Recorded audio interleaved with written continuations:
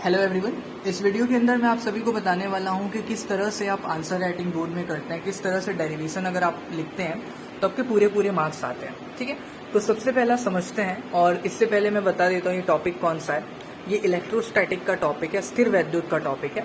और ये derivation particularly मैं बताऊंगा क्या क्या चीज़ें इसमें इंपॉर्टेंट होती है और कैसे लिखते हैं। लेकिन ये क्वेश्चन पहले समझ लेते हैं। क्वेश्चन है electric field intensity due to electric dipole for end on position. ठीक है, यानी अक्षीय स्थिति में विद्युत क्षेत्र की तीव्रता विद्युत द्विध्रुव के कारण।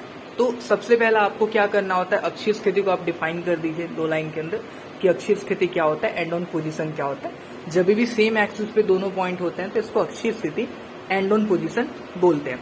ठीक है, ये आपने सबसे पहला अक्षीय स्थिति यानी एंड ऑन पोजीशन को डिफाइन किया। सेकेंड पॉइंट में आपने यहाँ पे नामांकित चित्र लिखा, यहाँ पे लिख के यानी जो डायग्राम है उसका हेडिंग डाला और इस तरह से डायग्राम आपने बनाया। और डायग्राम के नीचे भी यहाँ पे चित्र या फिगर लिख के आपने उस डायग्राम के जो टाइटल है उसको डिफाइन किया। देन आफ्टर आपने ये उत्पत्ति लिखा कि कैसे आपका डेरिवेशन आ रहा है, यहाँ पे आप डेरिवेशन लिख रहे हैं और जो भी कंडीशंस आपने एज्यूम किए वो सारा चीज आपने लिखा।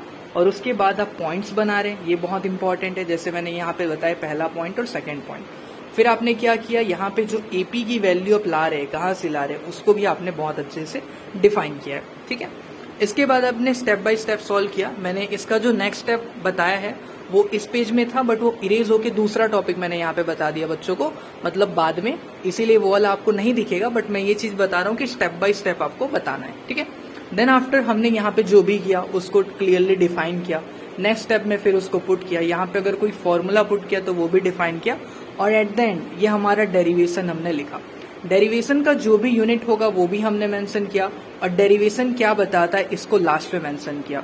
ये सारे छोटे छोटे पॉइंट्स आपको फुल मार्क्स दिलाते हैं।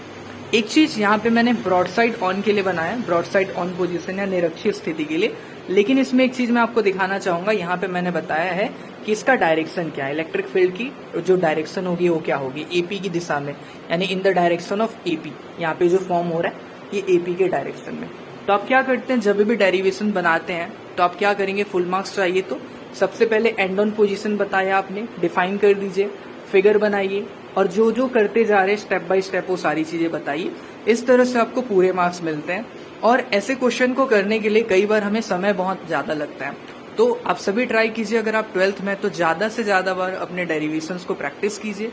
जितना ज्यादा आप प्रैक्टिस करेंगे उससे आपके अंदर परफेक्शन आएगा और एक पर्टिकुलर टाइम के अंदर आप अपने डेरिवेशन को क्लियरली एग्जाम के अंदर बना पाएंगे। Thank you everyone for watching. Stay tuned for other video. Thank you everyone.